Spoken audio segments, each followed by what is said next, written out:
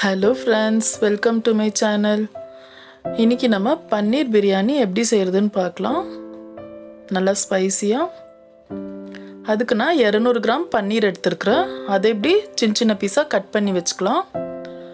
இப்போ ஒரு பவுல்ல நம்ம 1/2 டீஸ்பூன் மிளகாய்த்தூள், 1/4 டீஸ்பூன் மஞ்சள் தூள், 1/4 டீஸ்பூன் மிளகுத்தூள், 1/2 டீஸ்பூன் உப்பு, 2 டீஸ்பூன் தயிர், இதை நல்லா மிக்ஸ் பண்ணிக்கலாம். 1 டீஸ்பூன் லெமன் ஜூஸ் ஊற்றி நல்லா மிக்ஸ் பண்ணிக்கலாம். கொஞ்சமாக தண்ணி விட்டு நல்லா மிக்ஸ் பண்ணி இப்போ நம்ம பன்னீர் சேர்த்துக்கலாம். இதை நல்லா மேரினேஷன் பண்ணி ஒரு 10 நிமிஷம் இருக்கட்டும். பேன் சூடாயிடுச்சு. நம்ம கொஞ்சமாக எண்ணெய் சேர்த்துக்கலாம் இதை ஃப்ரை பண்ணுற அளவுக்கு. இப்போ நம்ம ஒரு பன்னீராக சேர்த்துக்கலாம். ஸ்டவ் மீடியம் ஃப்ளேமில் வச்சுக்கோங்க. ஒன்றா எடுத்து ஃபுல்லாக சேர்த்துக்கலாம். இப்போ இதை லேசாக திருப்பி விடுங்க. இப்போ இதே மாதிரி நம்ம எல்லாம் திருப்பி விட்டு இப்படி ஃப்ரை ஆனதெல்லாம் எடுத்துக்கலாம்.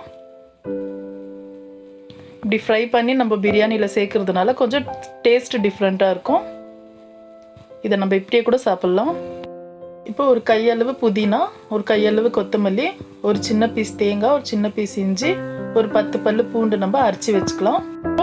ஒரு பாத்திரத்தில் எண்ணெய் விட்டுருக்கிற ஒரு 2 டீஸ்பூன் நெய் சேர்த்துக்கலாம்.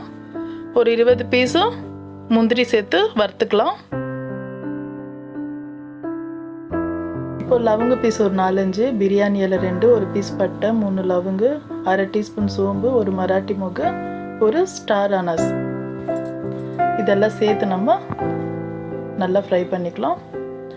இப்போ மீடியம் சைஸ் ஒரு வெங்காயம், 2 பச்சை மிளகாய் அறுத்து வச்சிருக்கிறோம், அதை சேர்த்துக்கலாம். வெங்காயம் கொஞ்சம் கலர் சேஞ்ச் ஆகட்டும், அது வரைக்கும் வதக்கி விடலாம். இப்போ கல்லுப்பு சேர்த்துக்கலாம். இப்போ நம்ம அரைச்சி வச்சிருக்கிற புதினா, கொத்தமல்லி, இஞ்சி, பூண்டு அதெல்லாம் சேர்த்து மிக்ஸ் பண்ணி விட்டுக்கலாம். இது இப்படி அரைச்சி சேர்க்கறதுனால நல்லாயிருக்கும். இந்த டைமில் மல்லித்தூள் 1 டீஸ்பூன், மஞ்சள் தூள் 1/4 டீஸ்பூன், மிளகாத்தூள் 1/2 டீஸ்பூன். காரம் நான் கம்மியாக தான் சேர்த்துருக்குறேன். உங்களுக்கு தேவைன்னா பச்சை மிளகாய் இன்னும் ஒரு 4-5 சேர்த்துக்கலாம் காரத்துக்கு. இப்போ ஒரு தக்காளி கட் பண்ணி சேர்த்துக்கலாம். மூடி போட்டு வைக்கலாம். இப்போ நம்மளுக்கு நல்லா பாருங்கள் எண்ணெய் எல்லாம் மேலே வந்திருக்கு. இப்போ இந்த டைமில் நம்ம கலக்கி விட்டுட்டு தயிர் சேர்த்துக்கலாம். ஒரு 4 ஸ்பூன் நல்லா மிக்ஸ் பண்ணி இதுவும் 1 நிமிஷம் போல் இருக்கட்டும். கொஞ்சம் மசாலா நல்லா பிடிக்கும். மீடியம் ஃப்ளேமில் வைக்கலாம். இப்போ நான் 1/2 கிலோ அரிசி ஒரு 1/4 மணி நேரம் ஊற வச்சுருக்கிறேன். இப்போ பாருங்கள் நம்மளுக்கு நல்லா எண்ணெய் திரிஞ்சு மேலே வருது. இந்த டைமில் நம்ம பன்னீர் சேர்த்துக்கலாம். பன்னீர் சேர்த்தானோடனே நம்ம எந்த டம்ளரில் அரிசி எடுத்தோமோ அதே டம்ளரில் நம்ம தண்ணி அளந்து வச்சுக்கலாம்.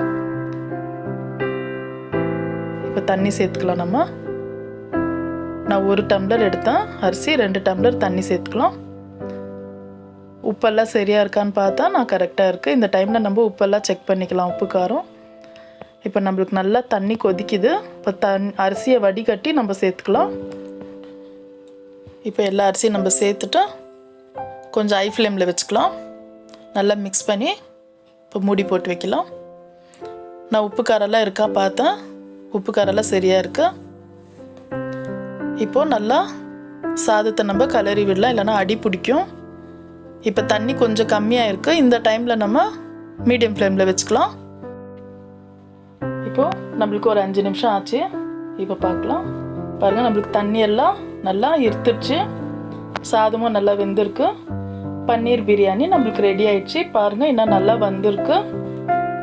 நம்மளுக்கு பன்னீர் ஃப்ரை பண்ணி போட்டதுனால நல்லா கபாப் மாதிரி தெரியுது. இதை கண்டிப்பாக ட்ரை பண்ணுங்கள், ரொம்ப டேஸ்ட்டாக நல்லாயிருக்கும். அவ்வளோதான் ஃப்ரெண்ட்ஸ். இந்த வீடியோ உங்களுக்கு பிடிச்சிருந்தா லைக் பண்ணுங்கள், ஷேர் பண்ணுங்கள், மறக்காமல் சப்ஸ்கிரைப் பண்ணுங்கள். தேங்க்யூ.